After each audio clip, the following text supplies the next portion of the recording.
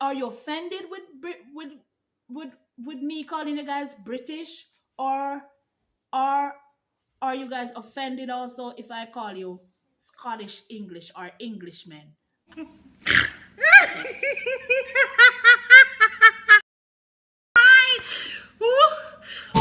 I wasn't wrong up in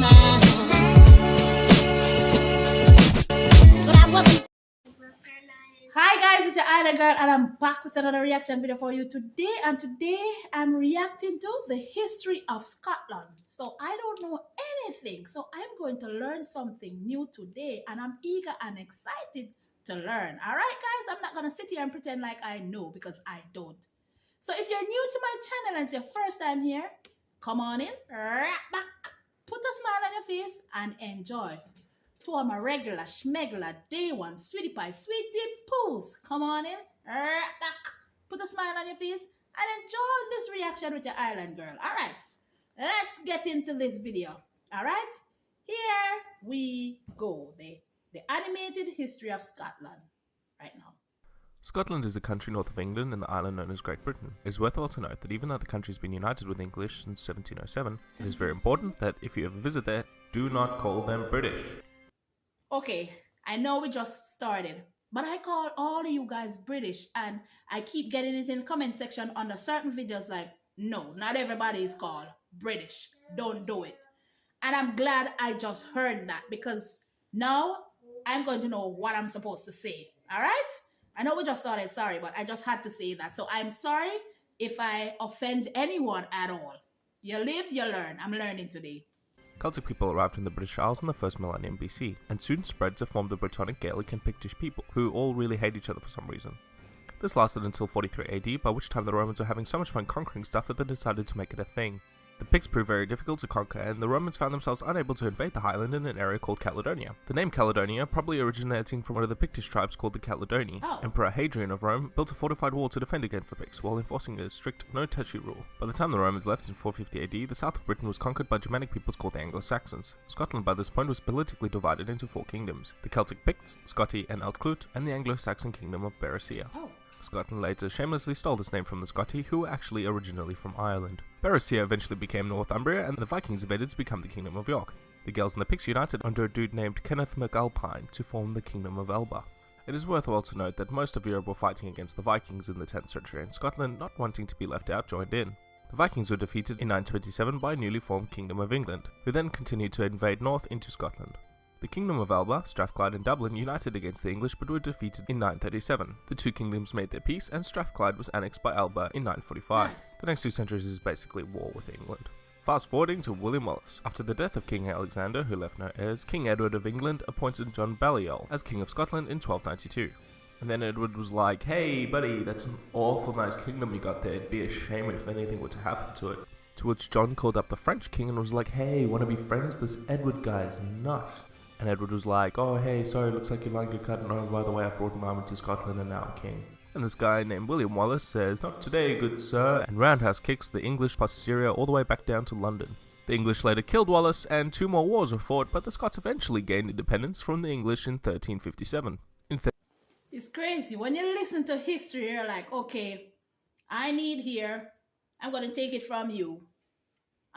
Let's see how we can let's fist it out and find out which of us going to get it. Okay, we're fighting. Okay, I'm gonna take over. Okay, well, guess what? We don't want to hear. I'm gonna take it back. Like that's how history, man. When you stop to think about it, it's pretty much it. The most powerful one and with the most powerful army get what they want, and then in turn they'll be like, okay, we don't like what's going on.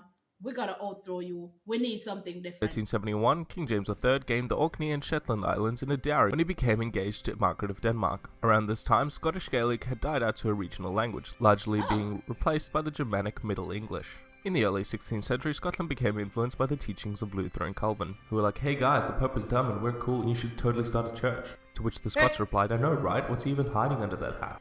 And so the Presbyterian Church was born, solidifying Scotland as a Protestant nation. In 1603, Elizabeth I... I didn't know that, sir. I didn't know that you guys were a Protestant nation. I did not know that. Interesting. but the first died without an heir, leaving her cousin, James VI, as King of England, Scotland and Lord of Ireland in a personal union.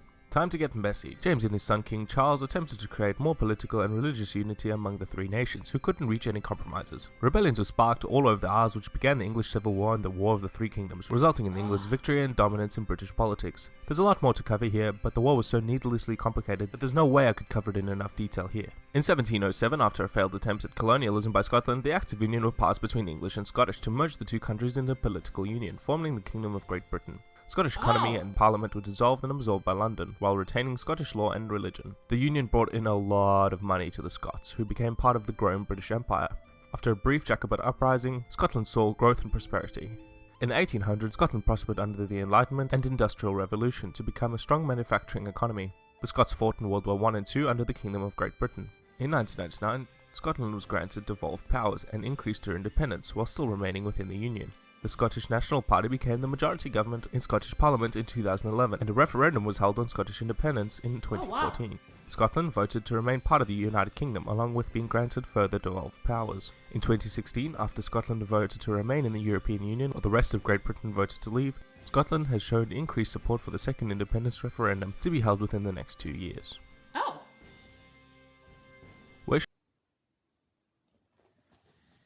Interesting. Like I said, had no clue. At least I got a rush. I need to check out a video more in depth, but I got a pretty understanding of how your history came about. Pretty interesting. Really enjoy this one. Now I have a little knowledge on Scotland. Not only that, guys, one thing I need to clarify. Do you guys like when we call you English men or Scottish English? Because I noticed, I've heard a few people say something like that in the comment section. Say, don't you dare. That's when you also cross the line. So let me know in the comment section, what is it that you prefer to be called? Like, is either, are you offended with me calling you guys British, or are you guys offended also if I call you Scottish English or Englishmen? I am not sure. Wanna get it clear? Don't wanna offend and touch anyone corn. So you don't know. We live, we'll learn. A lot of us are learning. I'm in that process. I hope you guys enjoy this one. Don't forget to go into the comment section. Tell me what you'd like me to react to next, and it will be done. It's your island girl, and I'm about to skedaddle out of here. But you know what you all need to do? Come on in, right back. Put a smile on your face and enjoy. Don't forget to give this video a big thumbs up and steer me in the right direction in the comment section. All right, guys. Love you guys, and I'll definitely catch you guys in another video.